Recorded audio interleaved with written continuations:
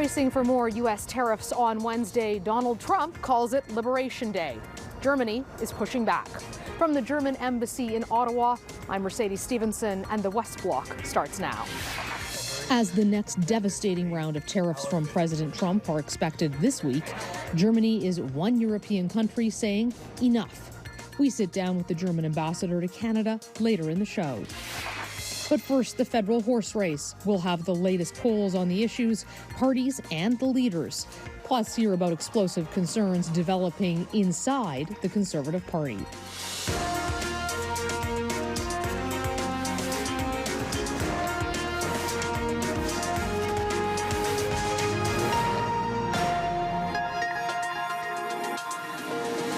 Today marks the end of the first full week of the federal election campaign, with the party leaders scrambling around the country. This compressed race, there's only a month left already, has seen a significant change from the polls a few weeks before it started, and one larger-than-life topic taking up most of the oxygen. We're starting our show off today with the latest polls. Ipsos CEO Darrell Bricker joins us now. He, of course, has the latest numbers. People keen to know, we've heard a lot about the polls and changes this week. Darrell, the big question a lot of people are asking, and that has been big inside the campaigns, is who's best to deal with the Canada-U.S. relationship and Donald Trump? What are your numbers saying about that? Well, there's no disagreement on this. The Liberals are ahead of the Conservatives by 40 points on this question, 60-20. The NDP is not even in the game. If this is the ballot question, you can see what's going to happen. Why do you think that question is so important in this election? Well, it's really important because it's the one that's really driving a lot of what's going on in the news. And as Canadians get more engaged in the election campaign, they're taking their cues from things like what they're watching today. They're also very worried about the effect of this on their own personal lives. So it's become a big issue, and it's the one we're focusing on. It's becoming a big issue in the Conservative campaign. We're going to talk to one of our journalists about that in just a few moments. But we've got more interesting numbers to go through here. One of the big questions for the Liberals, do they deserve re-election? The Conservatives are trying to say, no, they don't. This is the same Liberal government. The Liberals are saying, no, we're a new Liberal government. It's the Mark Carney government. What do Canadians think about whether the Liberals deserve re-election? Well, looking at the graphic you have up, you would think, oh, geez, most people don't think that the Liberals deserve to be reelected. But, 46%, if they actually show up for the Liberals on election day, that's a big majority. The other thing is, when we were tracking this, and we track it quite regularly on behalf of Global News, a couple of months ago, this number, the time for a change number, the 50%, was 78. So there's been a big change in the desire of the public to change the government. One of the other questions people think about, because when we vote for parties, realistically in our system, a lot of people think about who they want to be prime minister versus the MP they're voting for. What are the numbers telling you about who Canadians believe is the best prime minister, and how close is that race right now? Well, it's not close at all. We see Mark Carney ahead of Pierre Poilievre by 11 points on this. Jagmeet Singh not even in the game. And given that this is an election that has moved from being about change into one being about leadership, the leader of the Liberal Party, Prime Minister Mark Carney, is in very good shape. We're obviously quite a ways out from an election. I mean, we say only a month left. Of course, in politics, a month left is potentially centuries for opportunities for mistakes or victories to be had. But if the election was held tomorrow, how would Canadians vote? Well, if we leave the undecideds in, it's 38 for the Liberals, the Conservatives at 32, and the NDP at 8, which is tragic for them. But a 6-point lead. But if you take out the undecideds from this, and those are people who probably aren't voting anyway, it's 44-38, a 6-point lead. That's enough to be knocking on the door for a majority.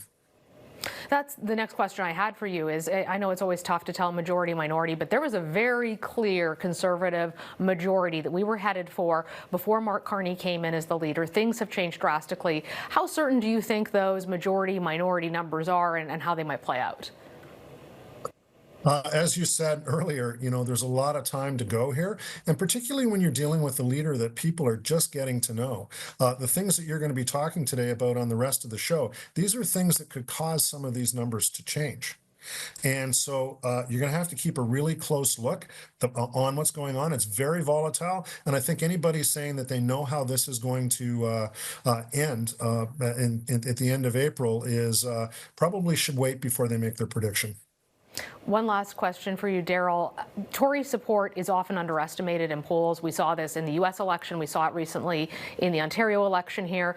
Do you think that the polling numbers for the Conservatives are higher than what we're seeing being publicly expressed to the people who work for your company when they contact Canadians? Well, they could be a little bit, but the other subtlety that you see in this, Mercedes, is you look at 44-38 and you say, okay, well, that's the game. But as you know, the game in Canada is not about winning popular vote, it's about winning seats. And when you look at the regions, the gap in Ontario is only 4 points between the Liberals and the Conservatives, and they are tied in the 905, where elections are usually won. So even though there's a 6-point gap, this is still a very close election. There's a lot that's going to happen going forward, and you shouldn't be making any claims about knowing what the future is at this moment. Still anyone's race there. Thanks so much for joining us, Daryl. Always great to see you. Thanks, Mercedes.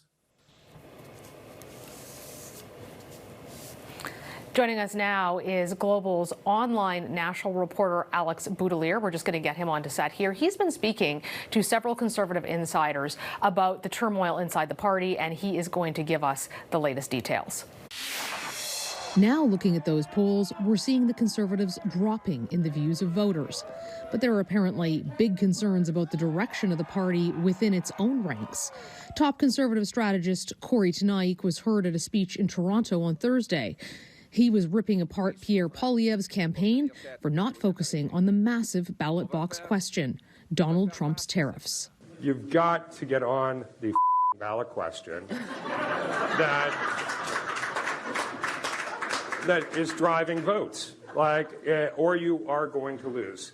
I think for the Conservatives, in the campaign cockpit, every buzzer and alarm is going off, and the plane is going, zzz, and it's like pull up, pull up, pull up. This from a dyed-in-the-wool Tory. Tenaik ran 3 successful campaigns for Ontario Premier Doug Ford, and he was Stephen Harper's spokesperson in 2015. That campaign imploded spectacularly from the inside. Alex, welcome to the show. Thanks for joining us. Great to be here. People hear this and they always go, anonymous sources, who are these people? Are they really inside the party? What do they know? What are you hearing from Conservatives, and how broad would you say this commentary is criticizing their campaign so far? Well, I think Mr. Tenaik's comments and intervention earlier this week really opened up the floodgates to Conservatives from across the party and across the movement, frankly, that have had concerns about not only the direction of the campaign, but they can read polls just like you and I can, right? Things are not where they were in December for the Conservatives based on what we were seeing publicly reported. So that's the first thing. But, you and I have covered a lot of Conservative campaigns between us. These are not people who want Mark Carney to win. These are people who have been in the Conservative movement, in the party, either volunteering or working in very senior roles for a very long time. They're people in provincial Conservative parties as well, who are expressing, like I said, concern about the direction of the campaign and not seeming to meet the moment when it comes to Donald Trump. So I would say it's not everywhere. Certainly Mr. Poilievre still has his supporters within his own party, but nor is it just limited to one group sort of on the outside lobbing grenades into the campaign HQ. One of the things that I hear is, well, look at the rallies, which, in all fairness, they're absolutely huge. They're like nothing we've seen in recent Canadian politics. I've been out on the campaign trail in the past, so have you. Thousands of people turning out, people being turned away. And the Conservatives say, look, this is a change election, and lots of pollsters are showing that people want change. And therefore, that's why we are sticking to the question about the change in government, and the rallies prove it. Does that hold water for you? I think to an extent. I mean, obviously, if you're getting thousands of people to show up on a weeknight in a rally at wherever in the country, certainly that indicates a level of enthusiasm. But you and I both know that it takes a lot of work to get those people in the room, and there's resources that the campaign is devoting to do that. And on the other side, there's resources required to get those people actually to the voting booth on election day. I'm hearing some pretty serious concerns about what's known as the ground game, basically the campaign's ability to identify voters and get them to the polls when it matters. So having big rallies is great, but whether or not that's going to turn into votes is an open question. I'm curious what you think happens next, because one of the things that I've been hearing from a lot of senior Conservatives who, these are people who worked for the Harper government, they go way back, is this reminds them of the 2015 campaign. It's very early for them to be saying it reminds them of the 2015 campaign. We're only a week in, but how long, based on the people you're talking to, do you think the Conservatives have to turn this around? I mean, obviously, these people are not going to turn around and vote Liberal. They are hardliner Conservatives. But their support for that central campaign and how it's being operated, if they're already talking to the media, which folks at home may not realize this, but like Conservatives really don't like generally talking to the media. They're not quick to pick up the phone and complain to someone like you or I in the way that perhaps Liberals or NDP might be. So I'm curious what you think about the timeline that this is happening so quickly. Well, I think that that's an interesting point. I mean, at the end of a campaign, especially a losing campaign, it's pretty common to have people criticize either the direction of the campaign, the decisions that were made, or the people that were making those decisions, up to and including the leader. In more than a decade of covering the Conservatives, I've never had people reach out this early with this kind of serious, like, red alarm bells ringing sort of concerns. So I think that that's remarkable in and of itself. I think it's going to be a tough week for the Conservatives, frankly, with Donald Trump and the tariffs going to again dominate headlines all week long, and Mr. Carney being able to go out there and look prime ministerial and look like he's taking it seriously, whereas the Conservatives at this point I think are fighting for a seat at that table. Well, something we'll be keeping a close eye on. We'll see if the Conservative campaign changes tact or if they think that this is the way forward. Alex, thank you so much for joining us. Great to be here.